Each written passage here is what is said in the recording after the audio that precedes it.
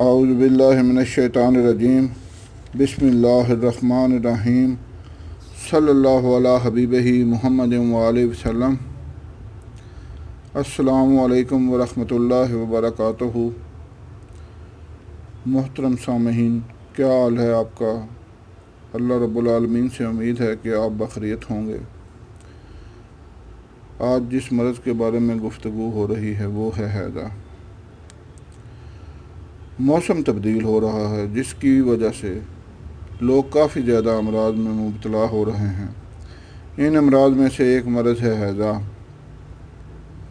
یہ بہت تکلیف دہ مرض ہے اور آرام آنے کے بعد بھی اپنے اثرات چھوڑ جاتا ہے۔ حیضہ کی وجوہات میں سے بڑی وجہ گندگی ہے اور خراب اور غیر معیاری غذا کا استعمال، گلے سڑے پھل، جلی ہوئی روٹی وغیرہ، اور ایک وجہ گندا پانی بھی ہے۔ پہلے لوگ خالص دودھ اور خالص شہد تلاش کرتے تھے، اب صاف پانی ڈھونڈنا بھی ایک بہت بڑا مسئلہ بن چکا ہے۔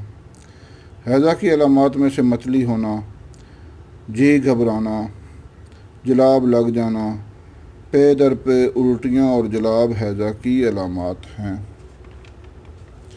بار بار الٹیاں اور جلاب آنے کی وجہ سے مریض کے اندر پانی کی کمی ہو جاتی ہے، آنکھیں اندر کی طرف دھنس جاتی ہیں، مریض کی جلد نرم ہو جاتی ہے اور یہ پانی کی کمی کی بڑی علامت ہے۔ جب مریض کی حالت زیادہ غیر ہو جائے تو مریض کو گھریلو دواؤں اور ٹوٹکوں پر نہیں رکھنا چاہیے، بلکہ قریبی اچھے ہاسپٹل یا مستند شفاخانہ میں چیک کرانا چاہیے۔ یہ جو گھریلو ٹوٹکے یا دوائیں ہوتی ہیں یہ کسی بھی مرض کی ابتدا میں ہی دینی چاہیے۔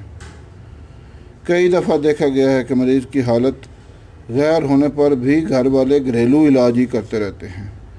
یہ غلط ہے، ایسا بالکل نہیں کرنا چاہیے۔ اب آتے ہیں اس مرض کی ابتدائی علامات کے لیے ایک گھریلو نسخہ جو بالکل آسان ہے۔ سرخ مرچ لے کر باریک پیس لیں، پھر شہد کی مدد سے دانہ مسور کے برابر گولیاں بنا لیں اور مریض کو اجوائن دیسی کے کعبہ سے دن میں 4 مرتبہ استعمال کرائیں۔ اس مرض میں مریض کو پانی بار بار پلانا چاہیے۔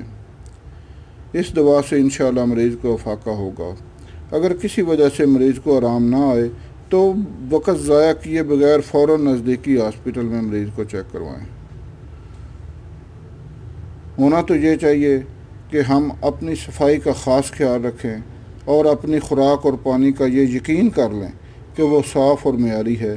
اپنے ہاتھ صابن سے دھو کر کھانا کھائیں اور رفع حاجت کے بعد بھی اپنے ہاتھ صابن سے دھوئیں تو انشاءاللہ یہ مرض لاحق ہی نہیں ہوگا۔